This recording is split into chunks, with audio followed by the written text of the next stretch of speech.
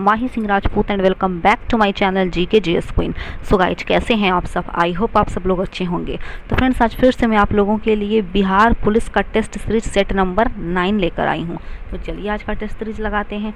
ये 50 सेट का एक वंडरफुल टेस्ट सीरीज आपको प्रोवाइड कर रही हूँ 50 क्वेश्चन का। तो इसमें जितना भी मार्क्स आप अचीव करते हैं प्लीज़ मुझे कमेंट के जरिए ज़रूर बतलाइएगा। अगर आप मेरे चैनल पर नए हैं तो मेरे चैनल को जाकर विजिट करिए। वहाँ पर मैं कंटिन्यूसली स्पेशली बिहार पुलिस के लिए जो भी आगामी एग्ज़ाम है, जनरली कहा जा रहा है कि नवंबर में होगा, तो इस एग्ज़ाम की मैं प्रिपरेशन वहाँ पर करवा रही हूँ। तो मेरे टेस्ट सीरीज के साथ बने रहिए। मेरे चैनल को ज़्यादा से ज़्यादा शेयर, लाइक और सब्सक्राइब करना ना भूलें। यदि आप चाहते हैं कि आप अपने मम्मी पापा का सपना पूरा करें तो आपको कुछ करके ज़रूर दिखलाना होगा। इतना पैसा आपके पीछे आपके गार्जियन इन्वेस्ट कर रहे हैं, तो टाइम पास ना करें। मात्र 10 से 15 मिनट का ही हार्डली मेरा वीडियो रहता है। तो अपने जो बिजी शेड्यूल है उसमें से 15 मिनट भी अगर आप निकाल सकते हैं तो ये आपकी एक बहुत ही अच्छी अचीव्स होगी। तो चलिए, क्वेश्चन नंबर फर्स्ट है कि गौतम बुद्ध का जन्म कहाँ हुआ था? तो इनका जन्म कपिल वस्तु जो लुम्बिनी का क्षेत्र है वहाँ हुआ था। कब हुआ था? तो 563 ईस्वी पूर्व में गौतम बुद्ध जी का जन्म हुआ था कपिल वस्तु के लुम्बिनी में। 29 वर्ष की अवस्था में ये गृह को त्यागते हैं, यानी घर को छोड़कर संन्यास ग्रहण करते हैं। जब ये संन्यास ग्रहण करते हैं तो उनकी एज मात्र 29 ईयर होती है। और बौद्ध ग्रंथ में इसी गृह त्याग को ही महाभिनिषिक्रमण के नाम से जाना गया है।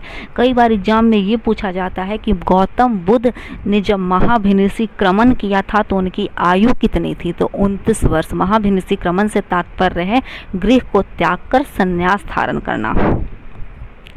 नेक्स्ट है कि अशोकाराम विहार निम्नलिखित में से किस शहर में स्थित है? तो यह पटना में है। इसका निर्माण मौर्य शासक अशोक ने करवाया था। अगर हम पटना की बात करते हैं तो पटना से एक और क्वेश्चन पाटलिपुत्र से पूछे जाते हैं कि तीसरी बौद्ध संगीति का आयोजन किसके शासनकाल में और कहाँ हुआ था? तो तीसरी बौद्ध संगीति का आयोजन अशोक के ही शासनकाल में इसी पाटलिपुत्र पटना में आयोजित किया गया था। नेक्स्ट है कि बुद्ध की 80 फुट बड़ी प्रतिमा जो बोध गया में है निर्मित की गई थी किसके शासनकाल में? तो जापानियों के द्वारा निर्मित की गई थी। इसको निर्माण करने में कुल 7 वर्ष का समय लगा है। अगर इस 80 फुट बड़ी प्रतिमा की हम लोग बात करते हैं तो यह लाल ग्रेनाइट और बलुई पत्थर को मिलाकर बनाया गया है। नेक्स्ट है कि ब्राह्मी लिपि को सर्वप्रथम किसने पढ़ा था? तो ब्राह्मी लिपि को अशोक के एक शिलालेख थे, तो उस शिलालेख में ब्राह्मी लिपि से लिखा गया था। तो इसको सबसे पहले पढ़ने का श्रेय जेम्स प्रिंसेप को जाता है। किसको जाता है? तो जेम्स प्रिंसेप को जाता है। ब्राह्मी लिपि की अगर बात करें तो जनरली जो लिपियां बाएं से दाएं लिखी जाती थी, जैसे हम लोग लिखते हैं बायां से दायां इस तरह, तो ये ब्राह्मी लिपि कहलाता है। और जैसे उर्दू लिखाया जाता है दायां से बायां, तो इस लिपि को खरोष्ठी लिपि कही जाती थी। तो नेक्स्ट है कि बक्सर का युद्ध कब लड़ा गया? तो बक्सर का युद्ध 22 अक्टूबर सन 1764 ईस्वी को लड़ा गया था। अब जानेंगे कि बक्सर का युद्ध हुआ था किन किन के बीच और इनमें किन की हार और किन की विजय हुई। तो देखिए, बक्सर के युद्ध में मीर कासिम, अवध के नवाब शुजाउद्दौला तथा मुगल सम्राट शाह आलम द्वितीय की एक संयुक्त सेना थी। और ये तीनों की एक संयुक्त सेना अंग्रेजों से लड़ रही थी। 3 संयुक्त सेना होने के बाद भी अकेले अंग्रेज को ये नहीं हरा पाया और अंग्रेज यहाँ पर विजयी हो गए। अंग्रेजों के तरफ से बक्सर के युद्ध के नेतृत्व करता थे सर हेक्टर मुनरो। नेक्स्ट है कि रंजीत सिंह के राज्य में सम्मिलित था श्रीनगर। ठीक है, तो रंजीत सिंह एक पंजाब के शासक थे, पंजाबी शासक थे, जिनका जन्म 1780 ईस्वी को सुकरचकिया मिसल के मुखिया महासिंह के घर हुआ था। बहुत बार क्वेश्चन पूछे जाते हैं कि रंजीत सिंह के पिता किस मिसल से जुड़े हुए थे? तो सुकरचकिया मिसल से। मैं जितना भी आपको पॉइंट यहाँ पर दिखवा रही हूँ बेफिजूल का पॉइंट नहीं, मैं वही पॉइंट लिखवा रही हूँ जो एग्ज़ाम में बार बार रिपीट किए जाते हैं। तो एक कॉपी को बगल में रखिए और एग्जाम पॉइंट को लिखते जाइए। तो क्वेश्चन नंबर 7 है कि रंजीत सिंह ने मुल्तान को कब जीता था? तो सन 1818 ईस्वी में रंजीत सिंह ने मुल्तान को जीता। 1819 ईस्वी में ये कश्मीर जीत लिए और 1834 में पेशावर, याद रखिएगा क्रम से याद रखिएगा, 1818 में मुल्तान, 1819 में कश्मीर और 1834 में पेशावर। नेक्स्ट, स्वामी दयानंद सरस्वती द्वारा स्थापित है आर्य समाज। तो आर्य समाज की स्थापना स्वामी दयानंद सरस्वती ने कब की? तो सन 1875 में। कहाँ की? तो बम्बई में।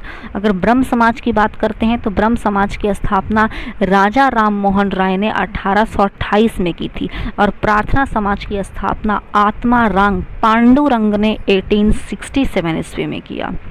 नेक्स्ट है कि द्वितीय विश्व युद्ध कब से कब तक लड़ा गया था? तो द्वितीय विश्व युद्ध जो था वो 1939 से 1945 के दौरान लड़ा गया। और प्रथम विश्व युद्ध पूछेगा तो प्रथम विश्व युद्ध 1914 से 1918 के दौरान। नेक्स्ट है कि करमचंद गांधी दीवान थे। तो पोरबंदर, राजकोट, वांकानेर, ये तीनों जगह के दीवान थे करमचंद गांधी। करमचंद गांधी जो थे ना वो महात्मा गांधी के पिता का नाम है, जिनका उपनाम यानी पुकारू नाम कबा गांधी भी था। नेक्स्ट है कि भारतवर्ष में लगभग कितने गांव हैं? तो इनमें से कोई नहीं, चूंकि 2011 के सेंसस यानी जनसंख्या के अकॉर्डिंग गांव की संख्या नापी गई है, वो है 6,40,932 गांव। नेक्स्ट, भारत के निकटतम पड़ोसी देश कौन से हैं? पाकिस्तान, चीन, म्यांमार। तो ये सभी जो है वो भारत के निकटतम पड़ोसी देश हैं। नेक्स्ट, शिवराय की पहाड़ियाँ कहाँ स्थित है?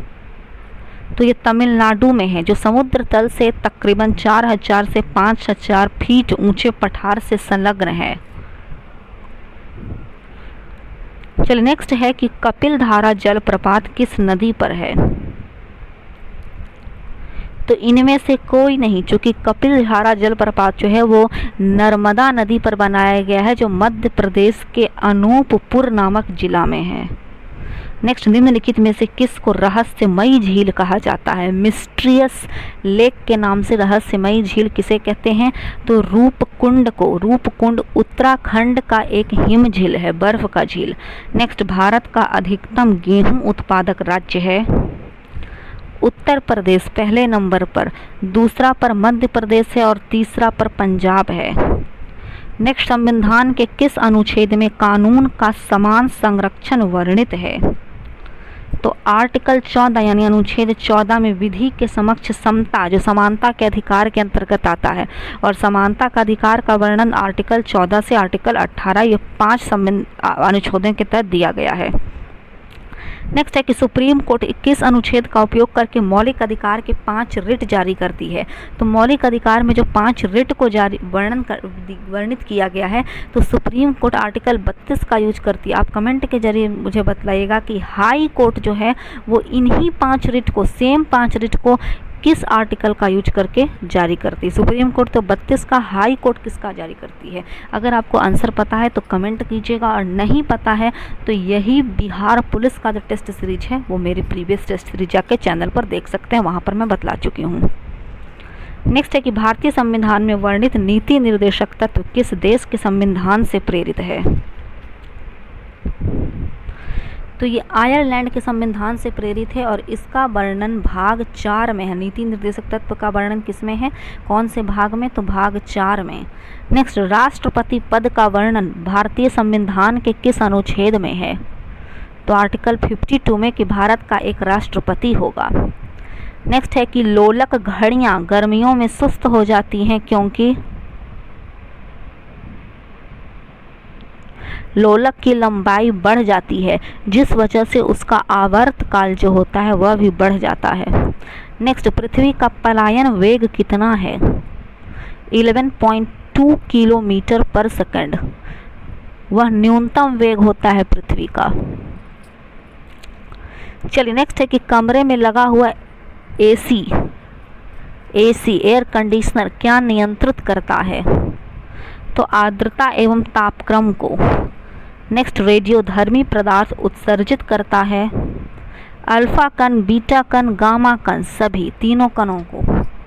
वे पदार्थ जो रेडियो एक्टिव किरणों का उत्सर्जन करते हैं उसे ही रेडियोधर्मी पदार्थ कहा जाता है। नेक्स्ट, दूध से दही किस प्रकार का परिवर्तन है? तो ये एक केमिकल चेंज है, यानी रासायनिक परिवर्तन। तो रासायनिक परिवर्तन किसे कहते हैं? तो वैसे परिवर्तन जिसमें अपनी जो सामान्य अवस्था रहती है वो बदल जाती है।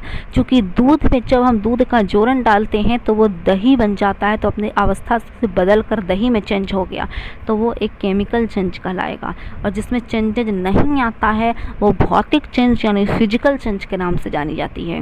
नेक्स्ट है कि ग्रेफीन होता है कार्बन का नैनो प्रतिरूप है ग्रेफीन। नेक्स्ट, हाइड्रोजन को जलाने से क्या बनता है? तो जब याद रखिएगा कि हाइड्रोजन को या फिर किसी भी चीज़ को हम तभी जला पाएंगे जब ऑक्सीजन प्रेजेंट रहेगा। तो ऑक्सीजन की उपस्थिति में ही कोई चीज़ जलेगा। तो हाइड्रोजन प्लस O2 यानी ऑक्सीजन, तो ये H2O यानी वाटर फॉर्म करता है, तो पानी। नेक्स्ट, फोटोग्राफी की प्लेट पर निम्नलिखित में से किसकी परत चढ़ाई जाती है? सिल्वर ब्रोमाइड की। नेक्स्ट, नींबू में मुख्यतः कौन सा अम्ल पाया जाता है? जितने भी खट्टी चीज़ होती हैं जैसे नींबू, आंवला वगैरह में सिट्रिक एसिड पाया जाता है। नेक्स्ट है कि किस द्रव्य के एकत्रित होने पर मांसपेशियां थकान का अनुभव करने लगती हैं? तो जब हमारे शरीर में बहुतायत मात्रा में लैक्टिक एसिड जमा हो जाती है तो हमारी हड्डियां जो हैं, मांसपेशियां जो हैं, उनमें दर्द होने लगता है। नेक्स्ट है कि रक्त का पीएच वैल्यू कितना होता है? तो ब्लड का पीएच मान है 7.4। चलिए नेक्स्ट क्वेश्चन है कि प्लाज्मा में जल का प्रतिशत होता है 90%। नेक्स्ट, WBC यानी वाइट ब्लड सेल का बनना तथा RBC का विनाश कहाँ, किस जगह पर होता है? तो प्लीहा में। और RBC कितने दिनों में बनती है? तो 120। नेक्स्ट है कि शराब के निराविशन के लिए निम्नलिखित मानव अंगों में से कौन उत्तरदायी है? तो यकृत, जिसे लीवर कहा जाता है। देखिए, शराब जो लोग पीता है ज़्यादातर ध्यान रखिएगा कि उसका लीवर बिल्कुल डैमेज हो जाता है, जिसकी वजह से उसकी मृत्यु हो जाती है। नेक्स्ट है कि विश्व जनसंख्या दिवस प्रति वर्ष किस तिथि को मनाया जाता है? तो 11 जुलाई। और 1 जुलाई को डॉक्टर्स डे, चिकित्सक दिवस मनाया जाता है। नेक्स्ट है कि थल सेना दिवस प्रति वर्ष किस तिथि को मनाया जाता है? 15 जनवरी। नेक्स्ट, प्रयाग प्रशस्ति के रचयिता कौन हैं?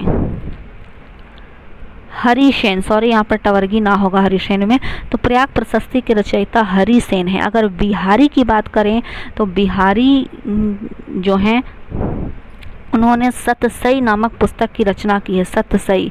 विष्णुगुप्त की अगर बात करते हैं तो ये अर्थशास्त्र के रचयिता हैं। और महात्मा गांधी हिंद स्वराज्य के। नेक्स्ट, पूर्व का वेनिस किसे कहते हैं? कोच्चि को। नेक्स्ट है कि बद्रीनाथ जो उत्तराखंड में स्थित है किस नदी पर है? अलकनंदा। यमुना की अगर बात करें तो यमुना नदी जनरली मथुरा, दिल्ली, इलाहाबाद में बहती है। गंगा नदी पटना और इसके अलावा बहुत सारे क्षेत्रों में बहती है। मूसी की अगर बात करते हैं तो ये हैदराबाद में। चलिए नेक्स्ट है कि लाल बाग कहाँ स्थित है? तो बेंगलोर में। और लाल बाग को किसने बनाया था? तो हैदर अली ने।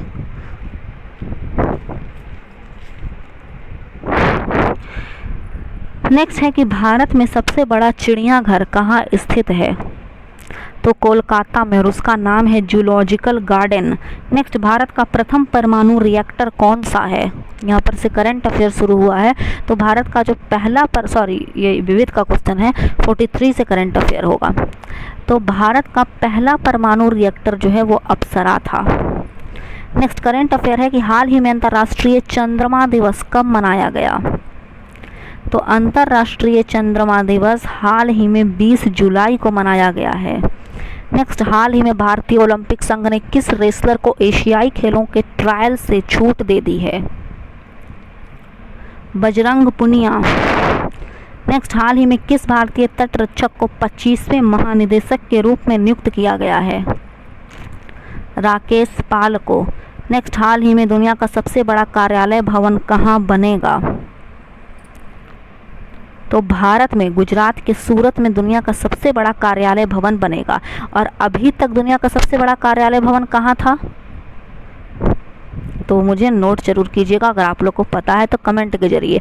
नेक्स्ट है कि हाल ही में इंद्रप्रस्थ गैस लिमिटेड के नए एमडी कौन बने हैं? कमल किशोर। जितने भी नई नई नियुक्तियां हुई हैं फ्रेंड, जनरली एग्जाम में पूछे जाते हैं। नेक्स्ट है कि हाल ही में किस राज्य सरकार ने गृह ज्योति योजना शुरू की है? तो ये कर्नाटक सरकार की पहल है। चलिए नेक्स्ट है कि हाल ही में भारत ने किसे हराकर इंटर कॉन्टिनेंटल कप जीता है? तो लेबनान। लास्ट क्वेश्चन है कि हाल ही में किसको रॉ का प्रमुख नियुक्त किया गया है? रॉ का फुल फॉर्म होता है रिसर्च एंड एनालिसिस विंग्स। तो रवि सिन्हा को इसका प्रमुख नियुक्त किया गया है रॉ का। तो फ्रेंड्स, आई होप आपको आज का मेरा वीडियो एग्जाम के पॉइंट ऑफ व्यू से यूजफुल लगा। अगर आपको मेरी वीडियो पसंद आती है तो प्लीज़ मेरे चैनल को सब्सक्राइब, लाइक और शेयर करें। तब तक के लिए जय हिंद, जय भारत।